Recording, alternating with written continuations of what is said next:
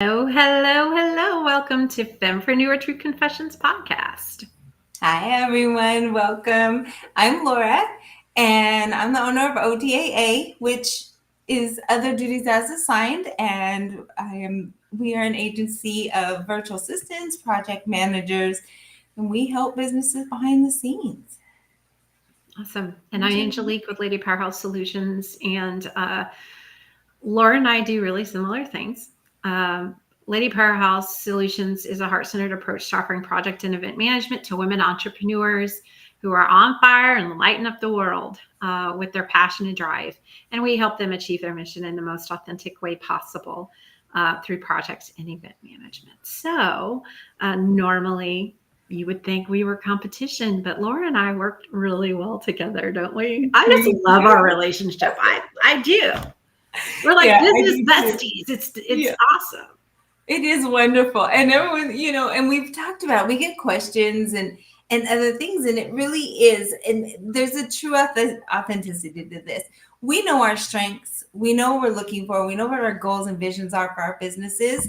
And by knowing that and being secure in that, we're able to say, okay, I need Angelique for this, or she needs me for this, or hey, I have an idea, or what can we do? And being able to be just open with that is just fantastic, because sometimes we need to just be able to ask the question. I just need the support right now. Yeah.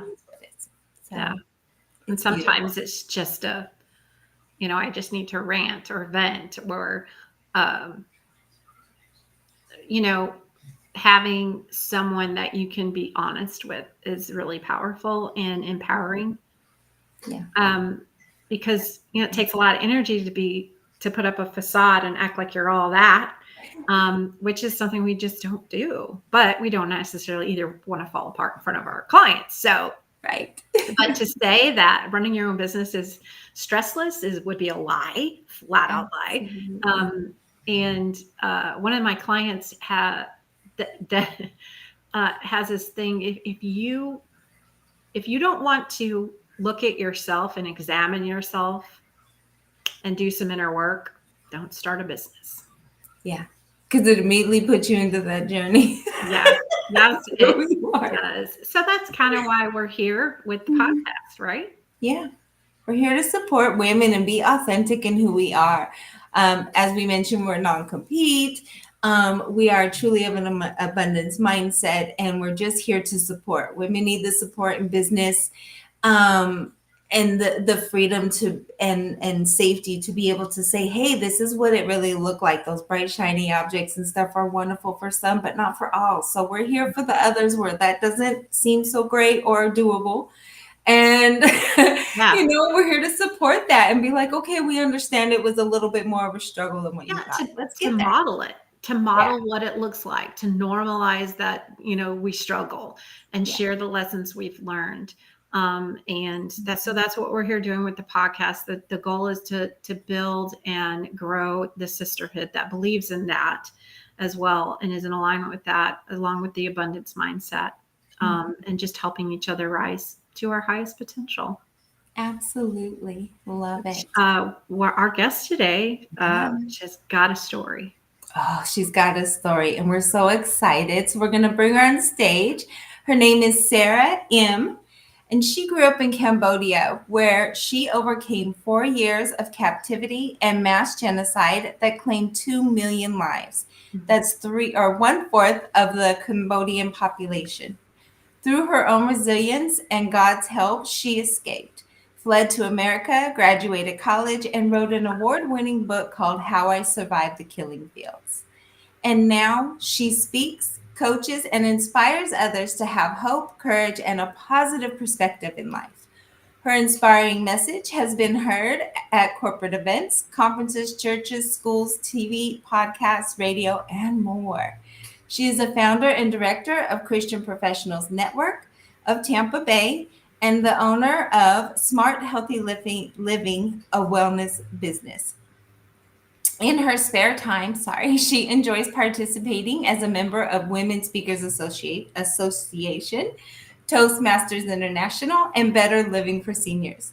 Sara resides in Florida, where she recently celebrated her 34 years of marriage with her husband. exciting 34 years. Hi, Sarah. Hi, Laura. Welcome. Hi, Well, Angelique. Welcome. Welcome. We're Thank so you. glad you're here. We had Lee Tran, right? yes. Mhm. Last week. I had a fabulous conversation with her, and she's also here in Florida, and I'm not far from Tampa, a couple hours, I think.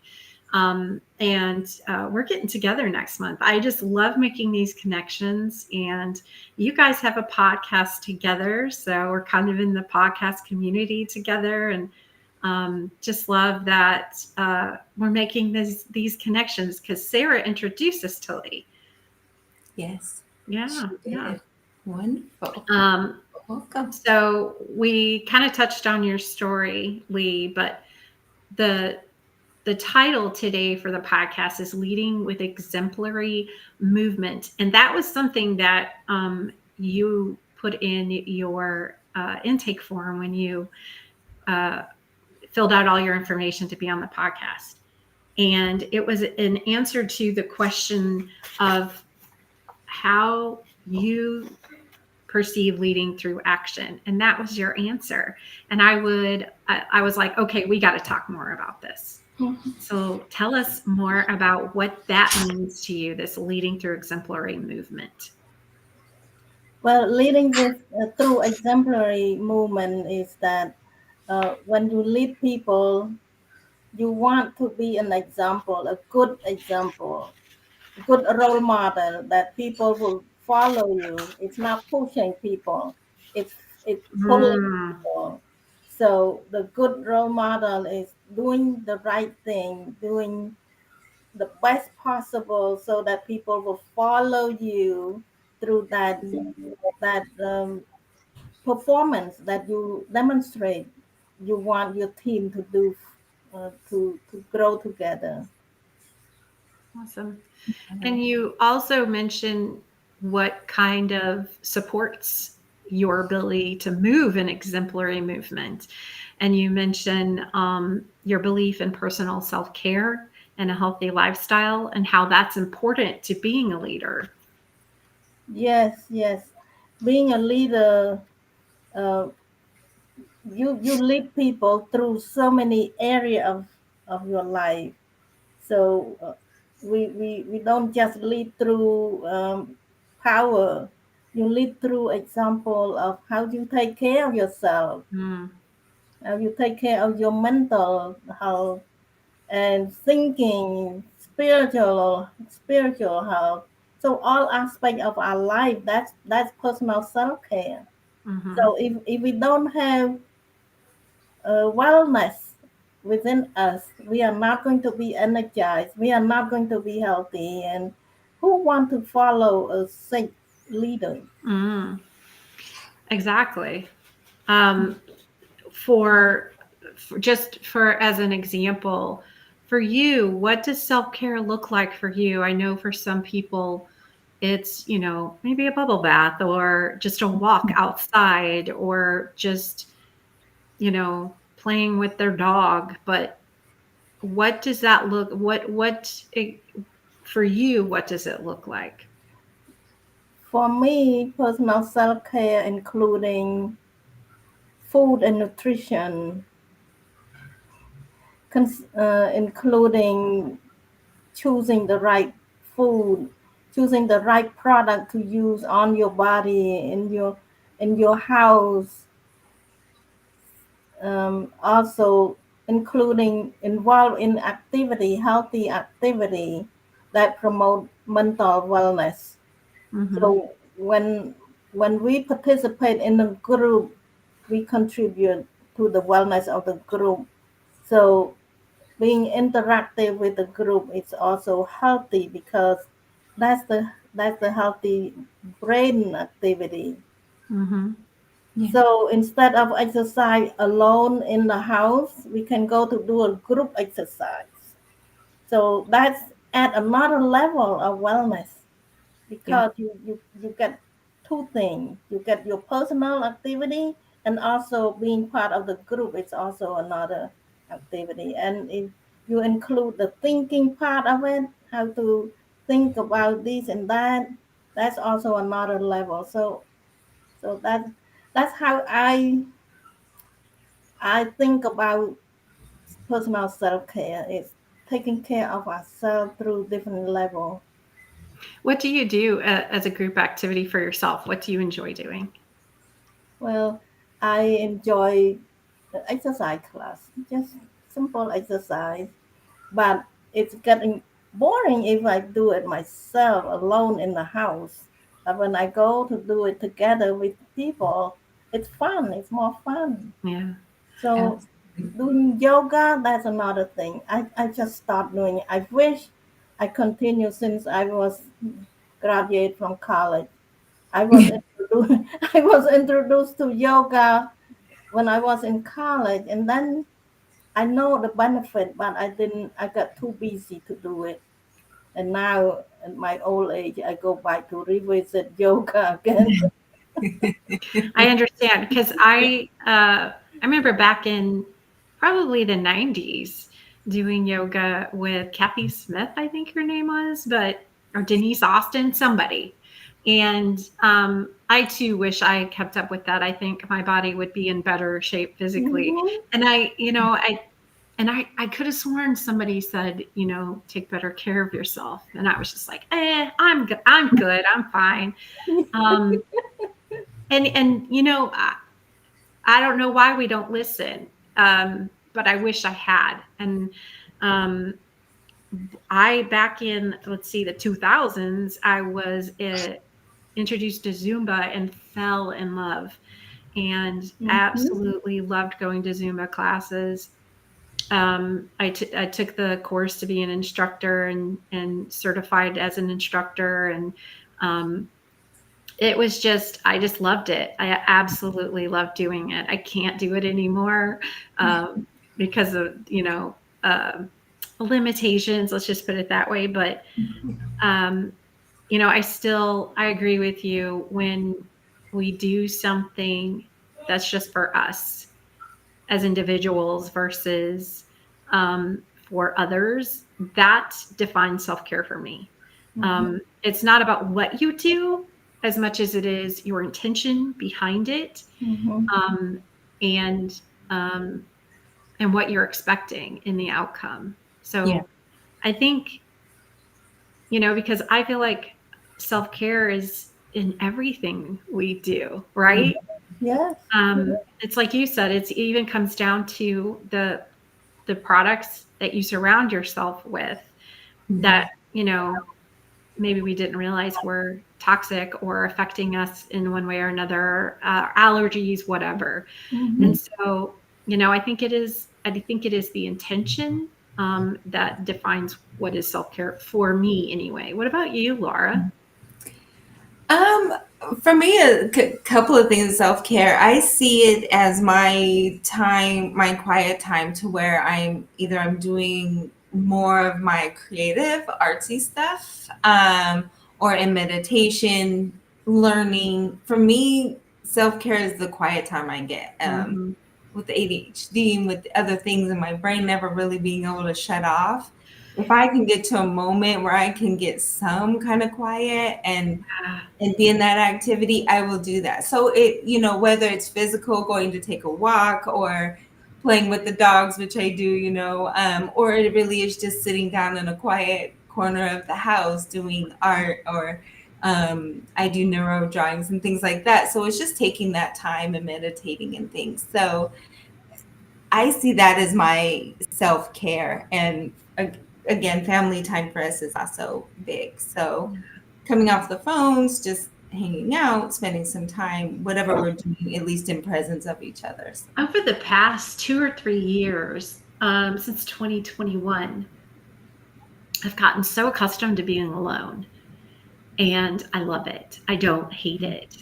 And what I've noticed is when I do things in crowds or groups or with people, with even just a family gathering, I get overstimulated and I need like a break.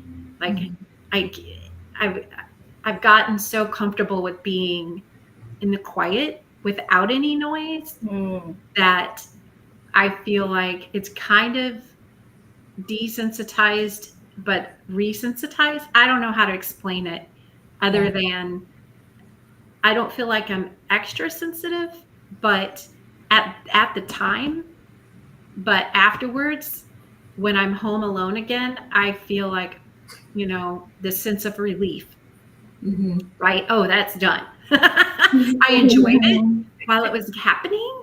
Yeah. And and I loved having the energy. I especially love being around my sisters and my girlfriends because there's a special kind of energy when you're around other women that are Mm-hmm. aligned with you, and it's very energizing.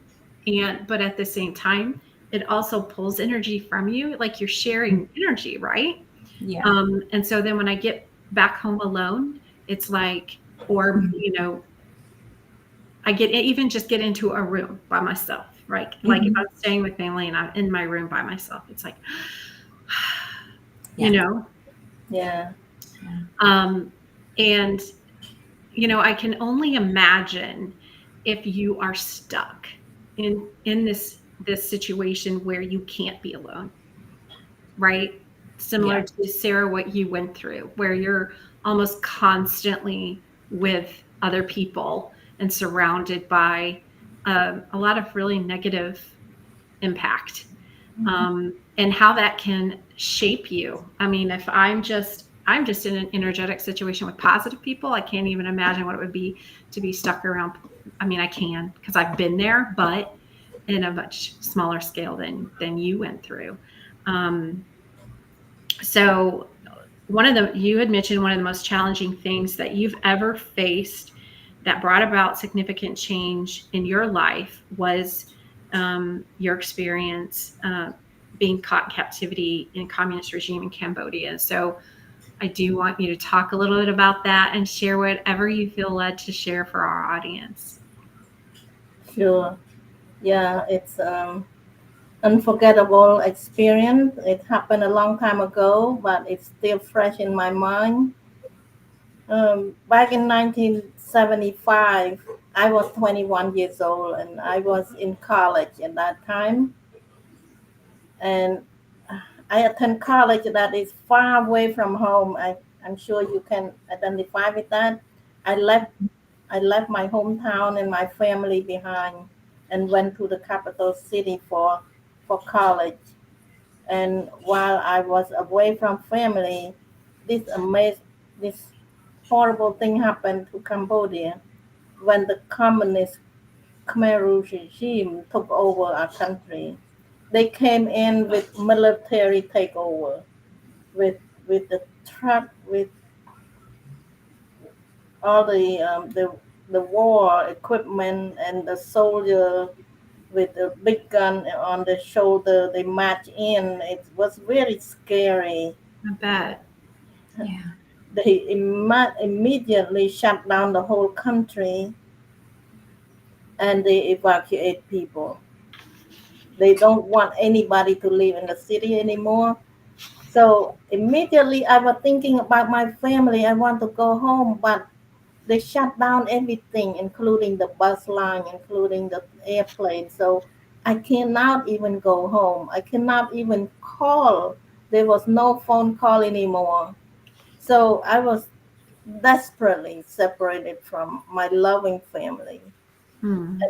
And I end up in the camp, the work camp that was controlled by armed guard 24/7. And in that camp, all of us had to work extremely hard in the sun. The sun in Cambodia is very intense, I bet. like 100 degrees on the average. And we are in the sun like 15, 16 hours a day. Mm-hmm. And we have no time to rest. We work 7 days a week and very little time to sleep, like 4 hours a night. Very little food to eat. So life was unbelievable. Yeah. And how long did that go on for you? For 4 long years. 4 years. What kept you going? What kept me going was the dream, the imagination that one of these days things will change. I will Mm. be back with my family. It it's just a hope, a glimpse of hope that things will change. I will be back home. So that's the reason that keep me alive from one day to the next day. It's just day by day, hoping that things will change. Yeah. Believing, having that faith Yeah, that have this isn't faith. forever, this is temporary. Yes, have faith, have hope. Yeah. This Absolutely. too shall pass. I know that for me, um, I I was at some random hairdresser getting my hair. It was like the closest thing to where I was living at the time, and I didn't have a vehicle, so I had to walk or take public transportation everywhere during this time.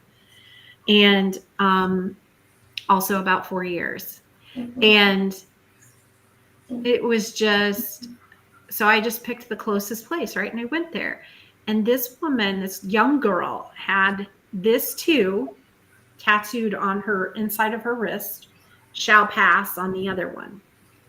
And I saw it while she was cutting my hair. And I didn't have to ask her why those were there. I knew. And I have held on to that mantra ever since. And she doesn't know that impact that she had on me, but it was huge. Mhm. Um, and that was my mantra for years. And even to this day, right Mhm. now, going through um, chronic pain, um, I know it's not going to be forever. Mhm. That it's not going to be this bad forever. I will live with the chronic pain for the rest of my life. But right now, it's just particularly bad because I'm still in the process of getting help and having things done medically that I need to get done. Um, so, was there a mantra for you like that, similar to that, or a scripture or anything that you had held on to, knowing, yes, I'm going to see my family someday? Maybe that was it. That at that time, that was it. I did not have a mantra or anything, but now I do have a few. One of them is say, "Tough time never lasts, but tough people do." Mm-hmm. That's good too. Yeah, Yeah, I like that one. It's What about the you, the Laura? idea that you had such positivity during that time. You were young and in a situation where negative really could have taken over, and you still had a mindset of it will happen. Like there will be a day, and so being able to keep that at such a young age is incredible. So I love that. And now you are an inspirational speaker. You've written Yes. a book, and I loved one of the things that you said, because we talk about abundance mindset. So we always ask, do you believe in an abundance mindset, and what does it mean for you? And I really loved your answer there. Do you want to touch on that? yes, yes. Abundant mindset is a healthy mindset. It's it's the mindset that bring people together. When we work with people that have similar business or something, if we have abundant mindset, we will think that there are plenty of customers that we can serve in the world. There's plenty of clients that each one of us could not can take care of our clients. So that's the mindset that we are not lacking of clients.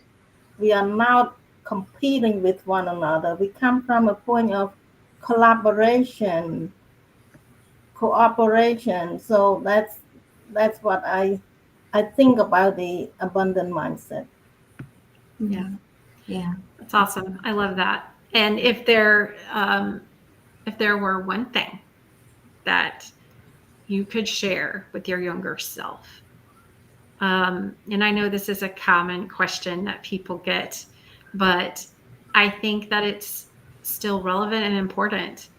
Um, if there's one thing you could tell your younger self, at any point, whether it was before or after, during, what advice would you give her?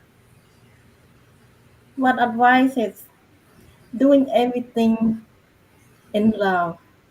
Mm, that's good. Whatever Yeah. you do, you have love in your heart. You do it with passion, with love, with positivity. Awesome.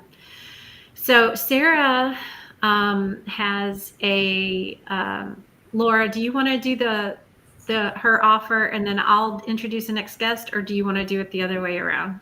Oh, I can do the offer. Okay. So Sarah is offering a download, Unshakable Confidence, How to Unlock Resilience and Turn Stress into Success. So we will have the link to that, and it is an ebook that you can download, and she's offering that, and then ability to, I would suggest. I love her newsletters. I have things coming in, so I've known Sarah for a long time, and I just love who she is. So definitely go check out the website, get the free information that she is giving out to you guys. And I don't know, Angelique, do you want to? No. Check out Sarah's book and go to her website. We'll drop all the links in the show notes, of course, but it's Sara, your website is simple. I love it. It's saraim.com, SARAIM.com. And are you still taking speaking engagements? Yes, I do. Yep. Yes. So if you'd like to book her for speaking to tell her story, and visit her website to see all the things that she can come and speak to your group about. Next week's guest is Elle Turner, and Elle's a writer. She's a boy mom and a cat mom and a lifelong learner. She's also an entrepreneur trainer and business mindset mentor for heart-led, impact-driven entrepreneurs. Entrepreneurial training is the umbrella term Elle uses for personal development for entrepreneurs. Didn't we just talk about this? Taking a leadership approach to business and cultivating, managing, and maintaining an entrepreneurial mindset. She uses her background in sociology, HR, personal development, and over 7 years in online business space to support online solopreneurs and micro business owners who are ready to level up their entrepreneurial skills, mindset, and action taking so that they can build a thriving, fulfilling, impactful, and sustainable business that they're proud of. Isn't that what we all want? I think as female entrepreneurs, especially, we care about the impact that we're making on society as a whole, but also locally in our communities. I know that's why I love working with female entrepreneurs, because we tend to make an impact locally, and in a very kind of laser focused way. We pick our little niche and we go for it. Yeah. I love that. I love that. So we want to include you guys in everything that we're doing. So be sure to follow us and subscribe to the newsletter, and follow us in all the places wherever you listen to podcasts, or nowadays you can watch podcasts on YouTube and Spotify. So, Sara, thank you so much for being with us today and sharing your story. Thank we you. really appreciate it. Absolutely. And make sure you check out her podcast as well. We will have the links. Oh, yeah. So support her podcast. Go see it. Make sure that, comment, say hi. And you guys you do your podcast in a Facebook group, right? Yes. Yeah. So you join the Facebook group to watch the podcast. Yes. Facebook. Everything is housed in the Facebook group. Yep. And you guys go live too as well, don't you? Yeah, it's live. It's a live conversation. I love that personally. Yes. All right. Well, that's it for this week, you guys. Thank you so much for joining us, and we will see you next week with Elle Turner. Bye. Bye, everyone. Have a great